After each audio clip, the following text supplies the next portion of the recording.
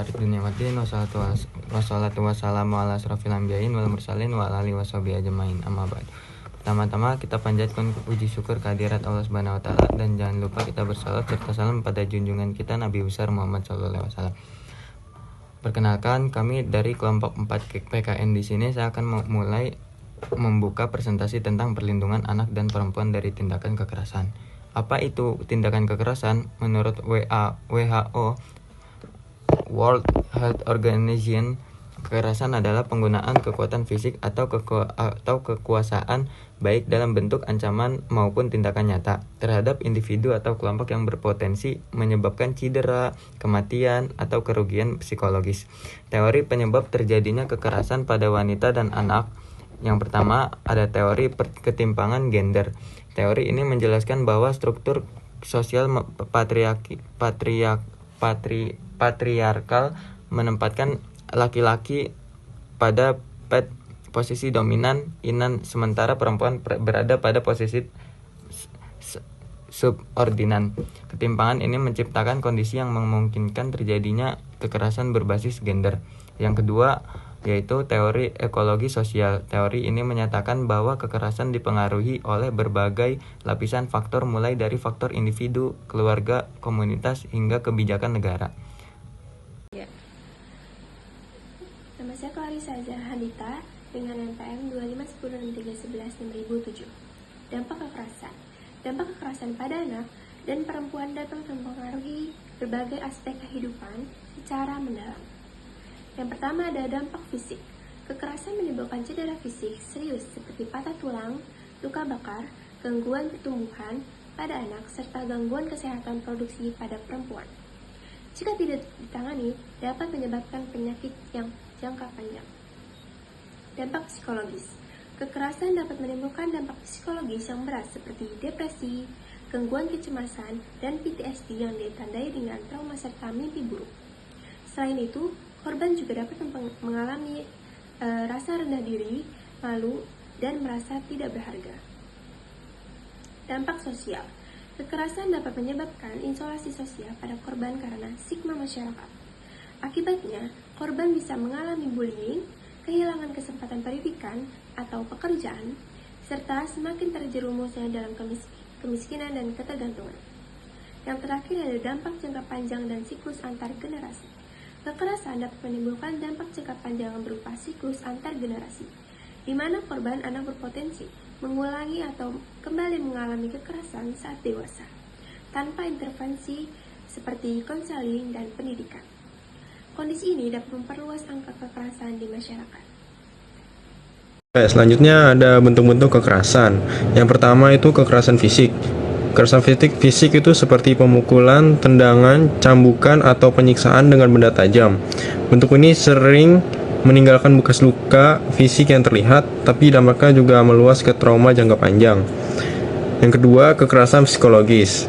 Kekerasan psikologis itu seperti menyerang jiwa melalui penghinaan verbal seperti "kau tak berguna", ancaman "kalau tidak nurut aku bunuh", intimidasi, atau isolasi sosial.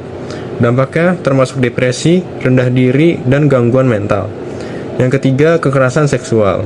Kekerasan seksual itu melibatkan kontak atau paksaan seksual tanpa persetujuan seperti pelecehan atau sentuhan tidak pantas, pemerkosaan, eksploitasi atau prostitusi paksa, atau pernikahan dini anak di bawah umur.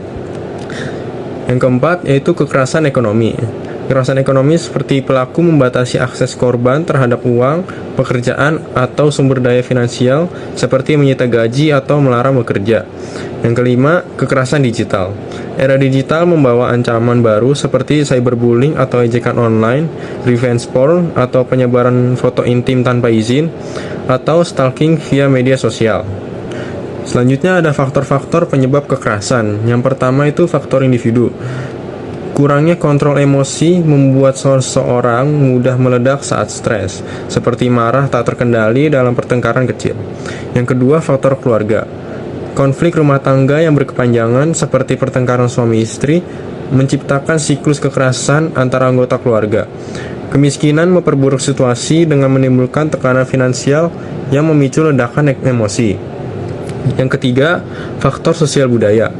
Norma masyarakat sering melegitimasi kekerasan. Budaya patriarki memposisikan laki-laki sebagai penguasa rumah tangga, sehingga kekerasan terhadap perempuan dianggap hak. Yang terakhir, yang keempat, faktor ekonomi. Keterbatasan ekonomi memperlemah posisi korban dan memicu pelaku. Ketergantungan finansial membuat korban sulit keluar dari hubungan abusif karena tak punya dukungan mandiri. Rendahnya akses pekerjaan, terutama bagi perempuan di masyarakat tradisional, menciptakan ketidakseimbangan kekuasaan yang dimanfaatkan pelaku untuk mengontrol. Selanjutnya ada perlindungan hukum bagi korban tindak pidana kekerasan.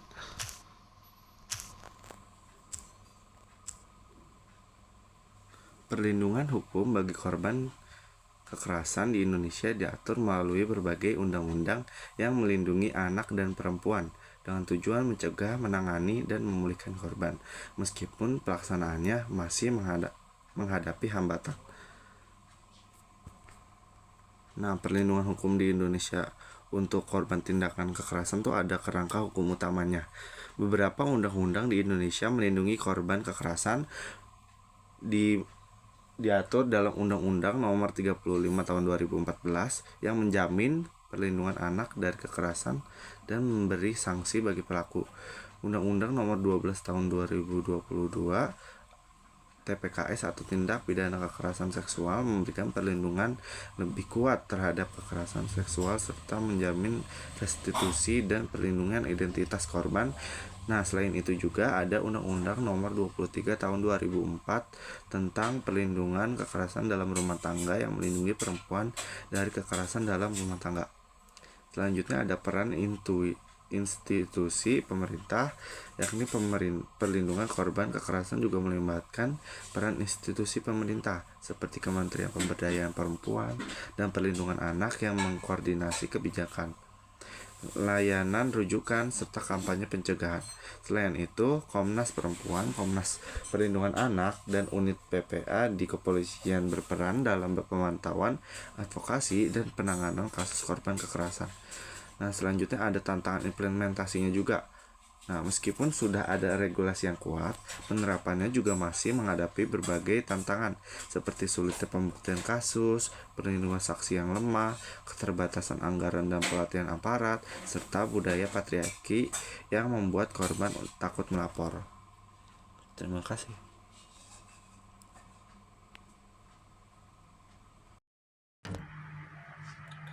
Upaya pencegahan dan penanganan. Ada beberapa cara, dengan pencegahan, pendidikan dan kesadaran, pemberdayaan ekonomi dan sosial, penanganan dan pemulihan korban, serta koordinasi dan monitoring. Kesimpulan, pendidikan anak dan perempuan dari kekerasan merupakan tanggung jawab bersama antar individu, keluarga, masyarakat, dan negara. Kekerasan terjadi karena berbagai faktor dan berdampak besar secara fisik, psikologis, dan sosial. Meski Indonesia telah menerapkan regulasi seperti Undang-Undang Perlindungan Anak dan TPKKS, pelaksanaan masih perlu diperkuat. Pencegahan dapat dilakukan melalui pendidikan gender, pemberdayaan ekonomi, konseling, serta peningkatan kapasitas aparat dan sistem pelapor digital. Dengan kerjasama, semua pihak dapat tercipta lingkungan yang aman, bebas dari kekerasan. Terima kasih.